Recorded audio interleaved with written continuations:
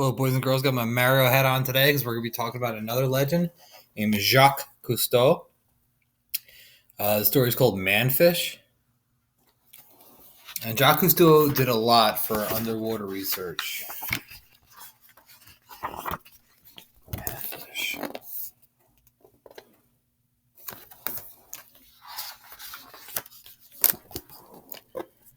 Okay.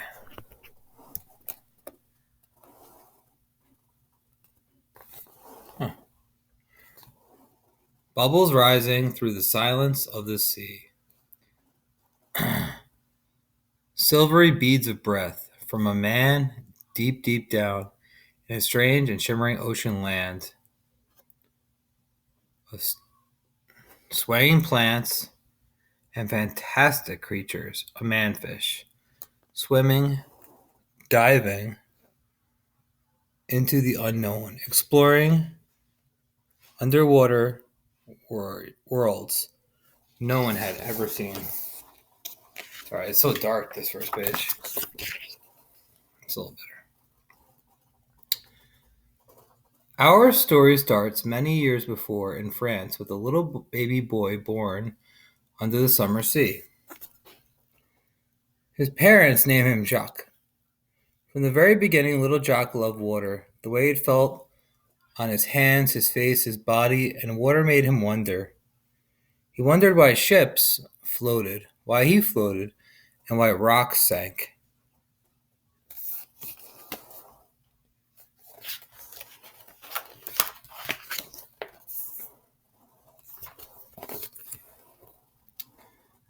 One day, Jacques read a story about a man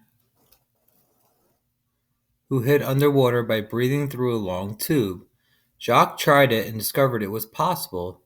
He dreamed that someday he would be able to breathe underwater for real. At night, Jacques dreamed he could fly with the birds among the clouds, with his arms stretched out like wings.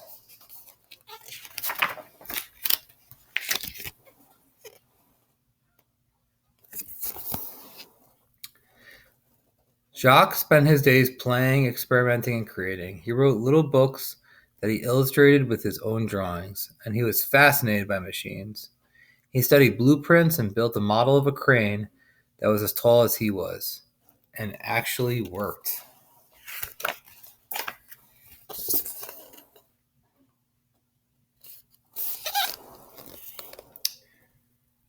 Movies fascinated Jacques too. He wanted to know how they were made, how the cameras worked, and how chemicals made pictures appear on the film. Jacques saved his allowance penny by penny until he had enough to buy a small home movie camera. The first thing he did was take it apart and put it back together. Then he began to film everything around him. He put his brother, cousins, parents, and friends in his movies. He dressed up as a villain with a painted on mustache and made some very villainous films. Jacques was always the star, the director, writer, and usually cameraman.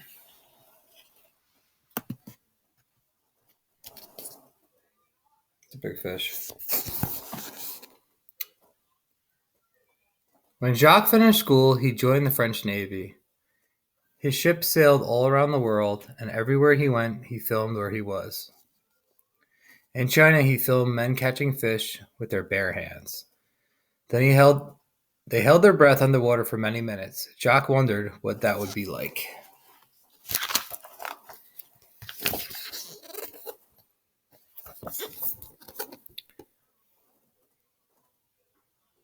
One day, at a beach, a friend gave Jacques a pair of goggles with rubber frames and glass to look through. Jacques wore them into the ocean. Beneath the water, he was surrounded by a silvery green forest of sea plants and fish he had never seen before. Everything was silent and shimmering. It was a whole new world.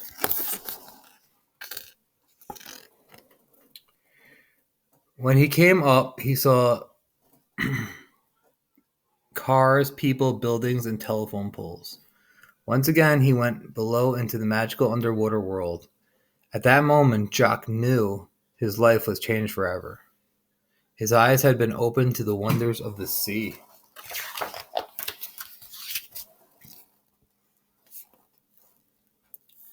Jock and his friends, Philip and Dee Dee, began to dive together. They experimented to see how long they could stay underwater and how deep they could go. Jock created a waterproof case for his camera to film the amazing kingdom he and his friends were exploring beneath the surface.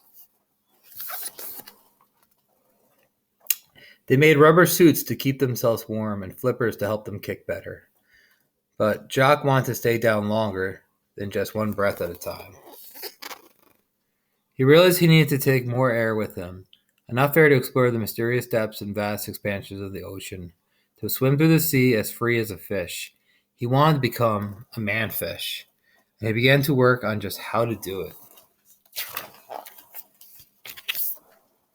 So cool.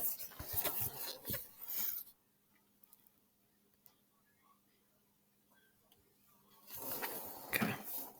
On a warm summer day, Jacques stepped into the blue Mediterranean Sea with his new invention.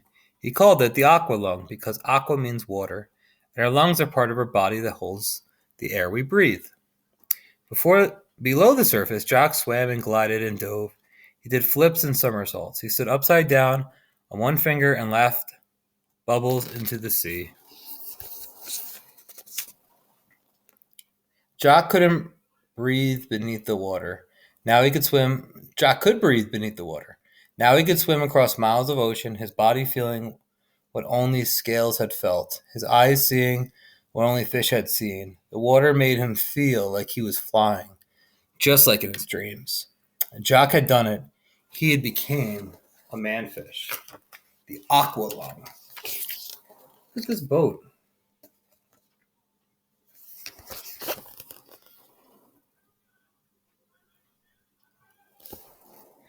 Jock was ready to explore the oceans of the world. He needed a boat and found a big old wooden navy ship named Calypso. In a year, he turned it from a warship into an explorer ship. Jock, Philippe, and Didi gathered a crew, their aqua lungs, their hopes, and their dreams, and set off to explore the inside of the sea, to film a world that no one had ever seen before. So cool how they do this with the book.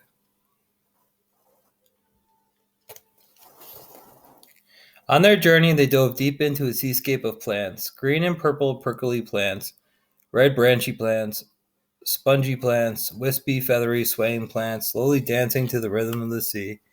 They discovered plants that could feed you, plants that could poison you, plants that looked like fish, and fish that looked like plants. They swam with giant whales, hitched rides on sea turtles, and made friends with porpoises with shining eyes and smiling faces.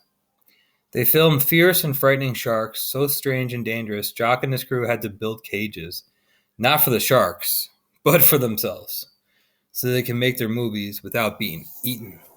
Yeah, that's a fear of mine. Oh wow, look at this. So cool. Deep down, they discovered a kingdom of giant rays, fish that could fly through the water with their wings. They swam. They came face to face with a fish as big as a truck, with long fangs, lips like giant tires, and huge saucer eyes. They called it truckfish. On the bottom, they found pink ghost crabs with eyes on long stalks buried so deep in the sand they looked like a garden of eyes, and flutefish with heads like horses and bodies that shaped of tubes, sticking out of rocky openings like pencils in a cup. So cool. The underwater world fascinates me.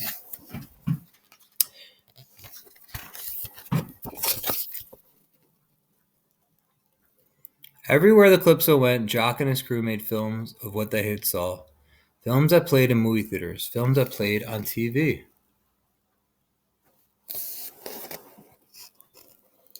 Millions of people all over the world discovered the wonders of the sea for the very first time with Jock, Felipe, Didi, and their adventurous crew.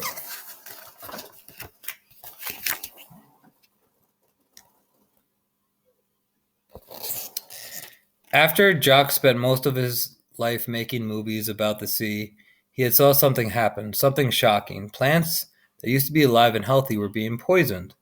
Fish were sick and dying. Why do you think that is, boys and girls? Let's find out.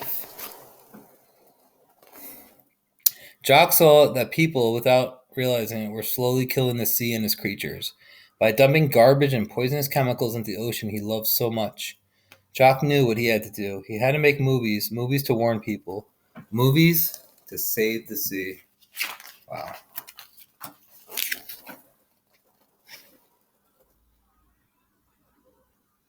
Jock also spoke to presidents, to kings and queens, to people all over the earth, asking them to help save our oceans, our planet. And he spoke to children. Jock dreamed that someday it would be you, exploring worlds never seen, never imagined. Whole new worlds, silent and shimmering. Worlds that are now yours, to discover, to care for, and to love. And that's it. Hope you enjoyed Jacques Cousteau.